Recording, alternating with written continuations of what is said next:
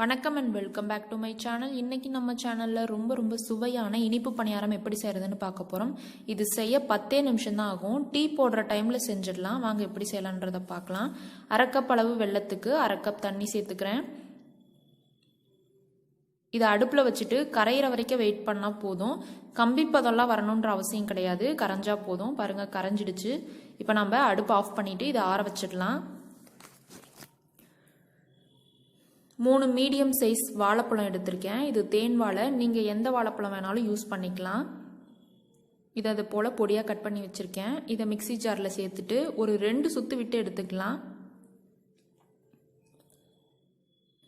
இப்போ இதோட வெல்லம் தண்ணியை ஆட் பண்ணலாம். கொஞ்சமாக அந்த தண்ணியை ஆட் பண்ணிவிட்டு நைஸ் பேஸ்ட்டாக அரைச்சி எடுத்துக்கலாம்.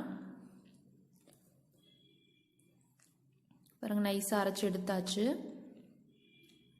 ஒரு சின்ன சைஸ் கப்பில் கோதுமை மாவு 1 கப் எடுத்திருக்கேன். இதோட 2 டேபிள் ஸ்பூன் அளவுக்கு ரவை எடுத்திருக்கேன். 1 பிஞ்ச் அளவு தூளுப்பு சேர்த்திருக்கேன். 1/4 கப் துருவின தேங்காய்,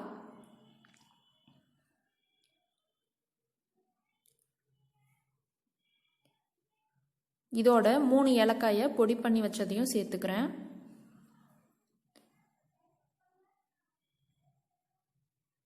அப்புறம் வெல்லம் தண்ணி, மீதி இருக்க அந்த வெல்லம் தண்ணியையும் இதோட ஆட் பண்ணிக்கலாம்.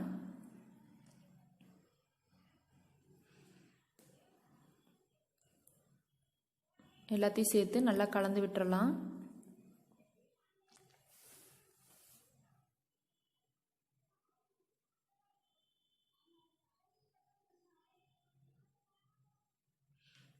இதோட நம்ம அரைச்சி வச்ச வாழைப்பழ பேஸ்ட்டையும் ஆட் பண்ணிக்கலாம்.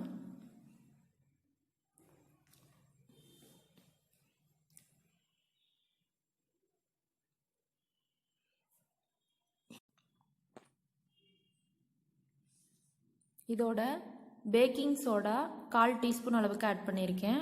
1/4 கப் அளவுக்கு தண்ணி சேர்த்துக்கிறேன். ரொம்ப கெட்டியாக இருக்குது, அதனால் கொஞ்சம் இலக்கமாக நம்ம கரைச்சிக்கலாம்.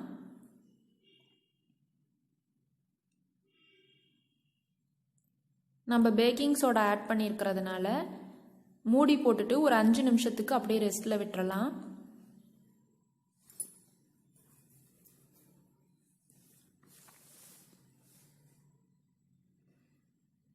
இந்த பதத்துக்கு இருக்கணும்.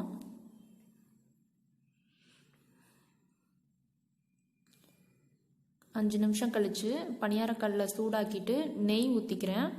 நெய் ஊற்றி நம்ம செய்யும்போது ரொம்ப டேஸ்ட்டாக இருக்கும். நீங்கள் எண்ணெய் வேணும்னாலும் யூஸ் பண்ணிக்கலாம். ஒரு பக்கம் வெந்ததும் திருப்பி போட்டுக்கலாம். இது அகலமான பணியாரக்கல் அப்படின்றதுனால அனல் எல்லா பக்கமும் தாவாது, சென்டரில் மட்டும்தான் இருக்கும். அதனால தான் சென்டரில் இருக்க பணியாரம் மட்டும் நல்லா செவந்திருக்கு. நீங்கள் சின்ன பணியாரக்கல் இருந்ததுன்னா நீங்கள் அதில் தாராளமாக எப்பயும் போல் சுட்டுக்கோங்க. இது போல் அகலக்கல்லாக இருந்ததுன்னா நடுவில் இருக்க பணியாரத்தை ஓரத்தில் போட்டுட்டு ஓரங்களில் வேகாத இருக்க பணியாரத்தை நடுவில் போட்டு செவக்கிற வரைக்கும் வெயிட் பண்ணலாம். அதே போல் எல்லா பணியாரத்தையும் செவக்க வச்சாச்சு. இப்போ நம்ம எடுத்துடலாம். நெய் ஆட் பண்ணியிருக்கிறதுனால ரொம்ப மணமாக இருக்குது. சாப்பிடவும் அட்டகாசமான சுவையில் இருந்தது. உங்கள் வீட்டில் கோதுமை மாவும் வாழைப்பழமும் இருந்தால் கட்டாயம் இதை ஒரு டைமாவது நீங்கள் ட்ரை பண்ணி பாருங்கள். ட்ரை பண்ணி பார்த்துட்டு எப்படி இருந்ததுன்னு உங்களோட கமெண்ட்ஸை எனக்கு கமெண்ட் பாக்ஸில் கமெண்ட் பண்ணுங்கள். இந்த ரெசிபி பிடிச்சிருந்தா ஒரு லைக் பண்ணுங்கள். நம்ம சேனலில் இது வரைக்கும் நீங்கள் சப்ஸ்கிரைப் பண்ணலைன்னா சப்ஸ்கிரைப் பண்ணி வச்சுக்கோங்க. கூட இருக்க பெல் ஐக்கானையும் கிளிக் பண்ணிக்கோங்க. அதில் 3 ஆப்ஷன் இருக்கும். அதில் ஆல்ன்ற ஆப்ஷனையும் செலக்ட் பண்ணி வச்சுக்கோங்க. உங்களோட மற்ற ஃப்ரெண்ட்ஸ்க்கும் இதை ஷேர் பண்ணுங்கள். தேங்க்ஸ் ஃபார் வாட்சிங்.